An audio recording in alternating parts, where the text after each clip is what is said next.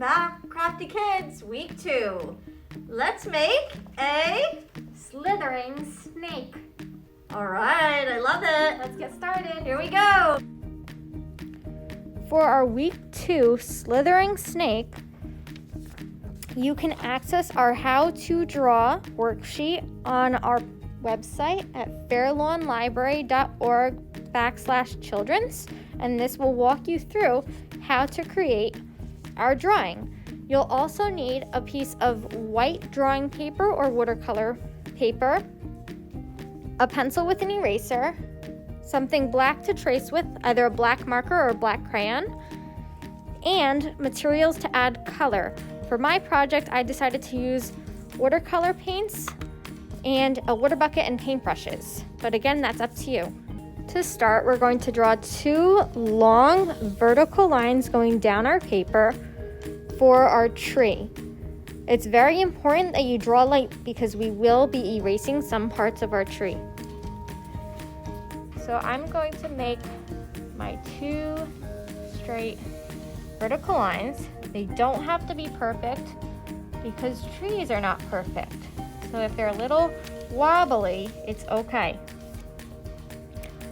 All right, now that I have my tree drawn, I'm going to start drawing my snake wrapping around the tree. So we'll first start with the head up in the top left corner. What I like to do is actually draw almost like a heart shape that's a little bit upside down. So I'm actually going to flip my paper just to show you. This is, again, the top left part of the paper. I'm just going to draw a heart shape, nice and light, because we will be kind of tweaking it a little bit. All right, so here's my heart, and that's going to kind of be like our snake's head. So now I'm going to put the paper back where it was, and I'm going to kind of fix it up. I'm going to make sure that the tip of our heart is a little bit more round for our snake nose. Going to curve, and you're not going to connect it. So I'm going to curve a little bit, but I'm not connecting it. I'm actually going to erase right in between, so it's not touching.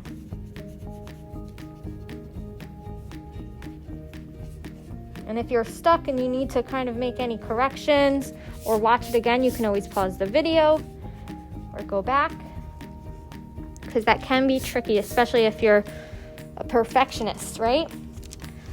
So now that we have the shape of our head, we're going to start to wrap our snake body around the tree. So from here, this is kind of the neck of the snake. We're going to go curving a little bit and going in front of the tree. This is part of the body. I'm going to stop here once I hit the edge. We're going to now make the snake curve behind the tree. So I like to start on the bottom line here of our snake and have it curve out and curve back to the tree to touch. And I'm going to follow that same curve with this line.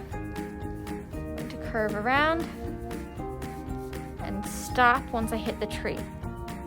Now, like I said, we are going to have to erase some of our lines. So our snake is in front of the tree, so we will need to erase part of the tree that is inside of the snake. So those 2 lines.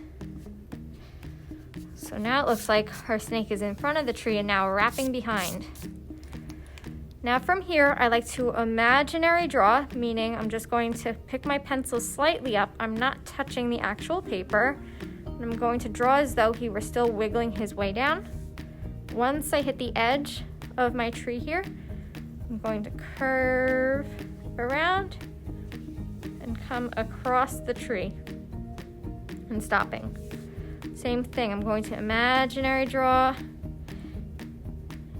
From here, I'm going to follow, so it's almost 2 parallel lines that are going diagonal. And from here, just like we did up here, I'm going to curve and curve. And then I'll erase this part of the tree here inside of the snake, and this part of the tree inside of the snake. Then we're going to, from here, imaginary draw. Once you hit the edge of the tree, you put your pencil down. You could just wiggle and draw the rest of your tail. And wiggle back, kind of making a point here. All right, so this is our base to our snake. What we're going to do next is we are going to add some details. So we're going to add leaves and things in the background. We're going to add some texture to our tree. We're going to add a design on our snake skin here. And of course, we're missing our tongue and our eyes. So it's up to you where you'd like to start. I'd actually like to add some leaves first and then do the snake last. So for this, you can draw whatever you'd like as far as leaves go, or you can just leave it plain.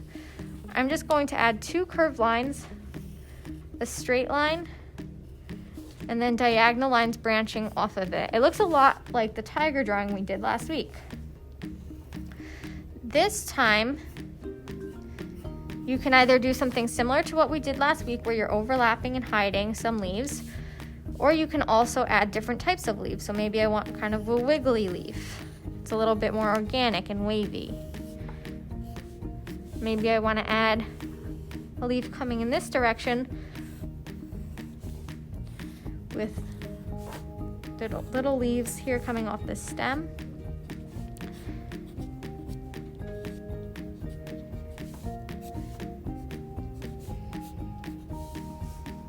Okay, maybe I'll have another one wiggling behind.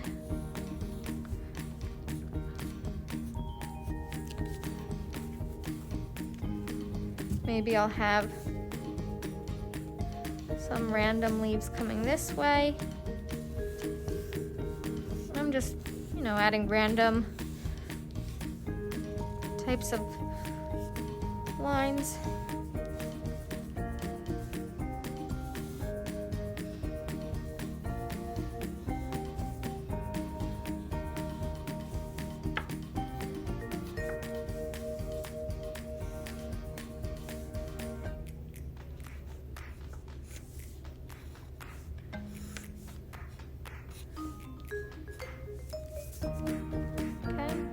I think I'm only going to put leaves on this side of the paper just because I don't want it to take away from my snake drawing.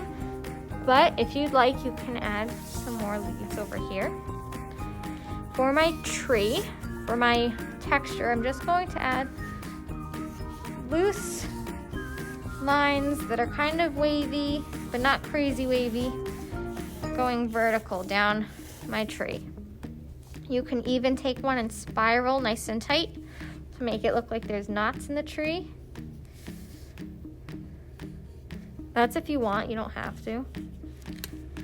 All right, now for our snake. For our tongue, we're just going to add a waving line that kind of follows the same curve, and then a V. That's my snake tongue. I'm also going to add 2 eyes. It's up to you what kind of eyes you want. I'm just going to add 2 curved lines, like he's happy and enjoying the sun with his eyes closed. And then we're going to add a design on the snake body. You can add whatever pattern you'd like. You can maybe add a scale pattern, so just repeating curved lines. I'm going to do something a little bit different just to change it up. Instead of scales, I'm going to add triangles, but again, it's your snake. So I'm just going to add, it looks like the letter V, just going along the edge of my snake. I'm also going to do it on the other edge, going in the opposite direction. Some of it might be hidden. I'm just going to continue this pattern.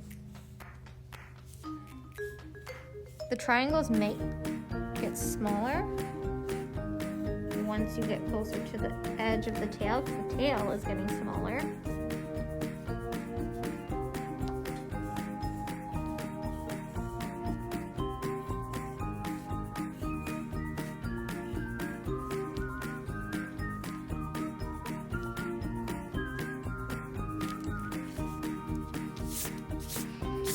Okay, once you're done and you are happy with your snake drawing, you are going to trace over everything with a black marker or a black crayon. Because I've decided to use watercolor paint for this project, I'm going to be using a black crayon just because it helps keep the watercolor paint in the spot that you like to place it. Once you're done tracing, it should look something like this. Now we're ready for adding color. I'm going to be using watercolor paint, and I have a water bucket ready with paint brushes and some paper towels to clean my brushes between changing colors. If you don't have paints at home, you're more than welcome to use any other coloring materials like crayons, colored pencils, oil pastels, or chalk pastels. So for this project, you really can use whatever colors you like. I'm going to be making my tree brown, just because that, of course, does make a little bit of sense, right?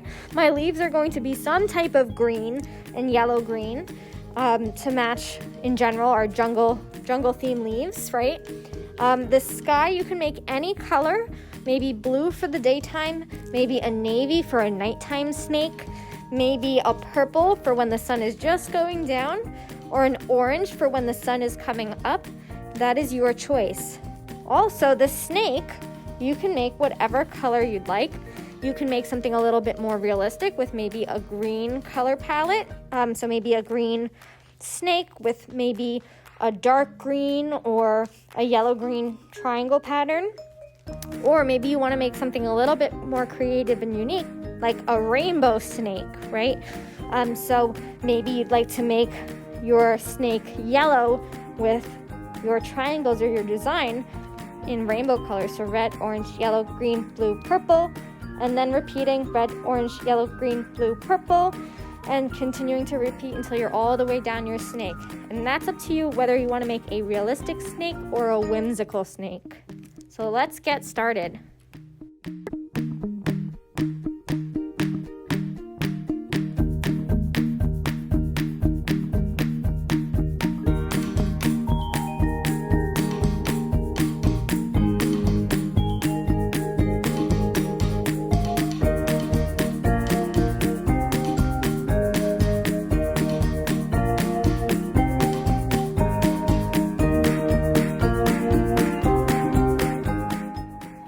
And here is our finished slithering snake.